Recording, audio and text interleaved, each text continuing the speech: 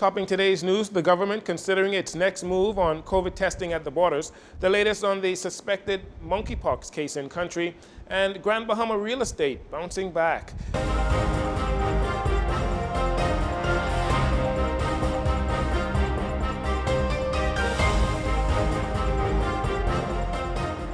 Good evening, I'm Jcn News. Thank you for joining us. This is your JCN Evening News. Following the announcement from the Summit of the Americas by the U.S. that COVID testing requirements to enter the country will be repealed, many have questioned whether or not the same will be done here at home. Well, Health and Wellness Minister Dr. Michael Dowell says it is possible. While we are at the Summit of Americas, this whole issue about our tourism sector, and we are very pleased that as a result of coming together as a unified front with CARICOM, the CDC saw fit to remove the testing requirement for vaccinated individuals entering the United States.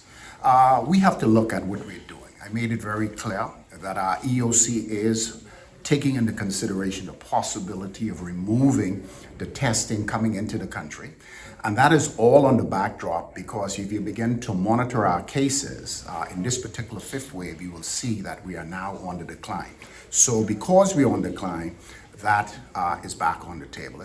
Dr. Dowell, speaking to the press just ahead of the weekly cabinet meeting, notes that the Ministry of Health would only advise such a change if it is found to be in the best interest of the Bahamian people. He added that it would be counterproductive to repeal the testing mandate only to have to reinstate it later. Also expressing support for the removal of the testing at the borders is Deputy Prime Minister and Minister of Tourism and Investments in Aviation, Chester Cooper.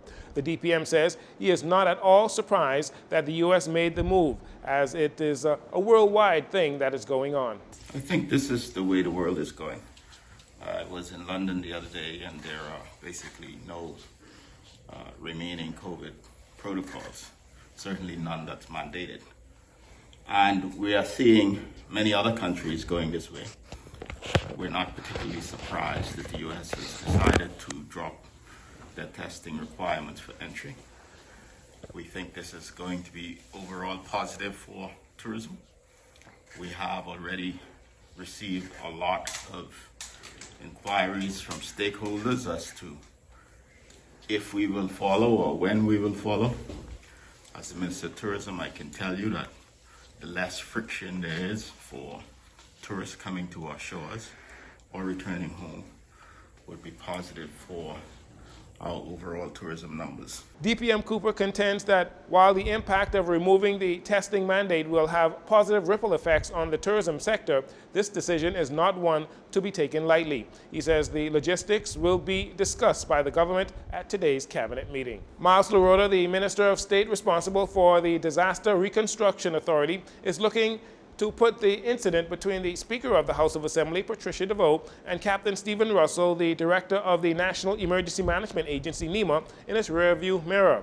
Last Thursday, Speaker DeVoe vented her frustrations with Captain Russell and NEMA for apparently not showing up following a severe weather event that caused damage in her Bamboo Town constituency. The Speaker had some harsh words for Mr. Russell. However, it was later discovered that Captain Russell and his team from NEMA were indeed on the ground working. Before today's cabinet meeting, Mr. Laroda was asked by members of the press if there has been any communication between the Speaker of the House and Captain Russell since then.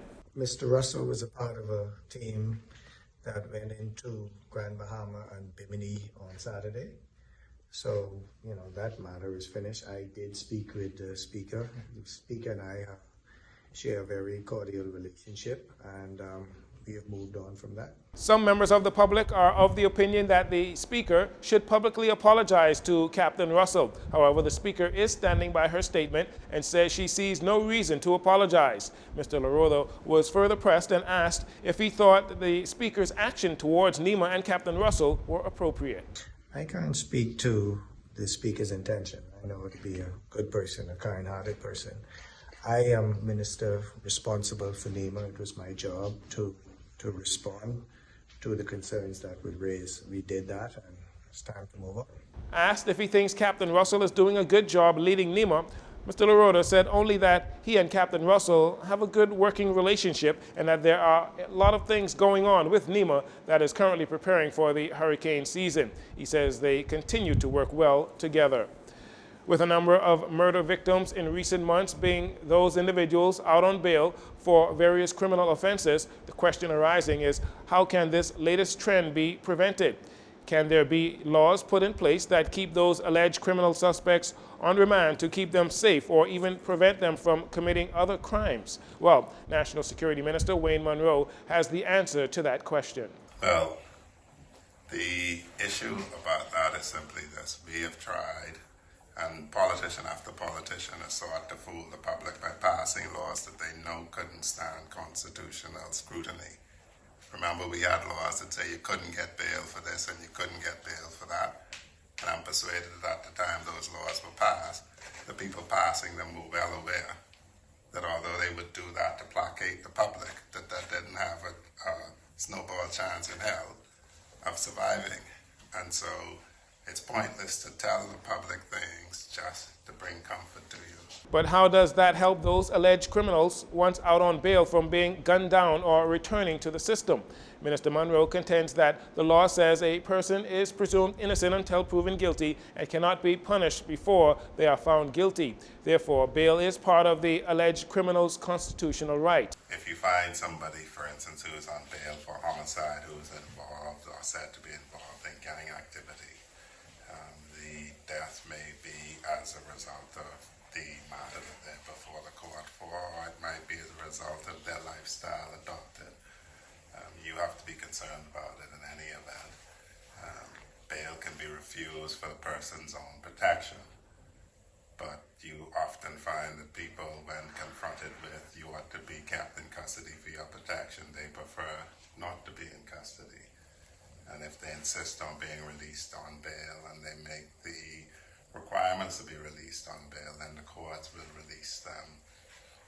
And sometimes consequences flow. While there is always concern that there is a class of individuals being the subject of homicide, according to Minister Monroe, the purpose of bail is to keep one from absconding and to prevent one from re-offending.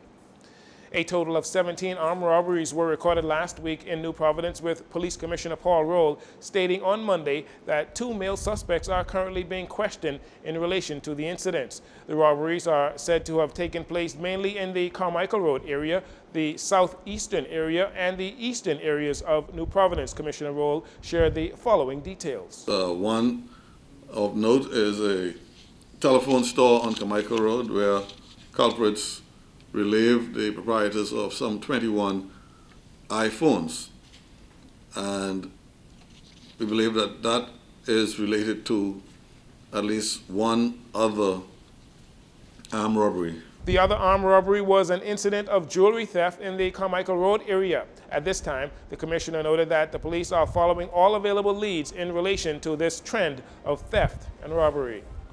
We'll take a break here, and we'll be right back after these commercials.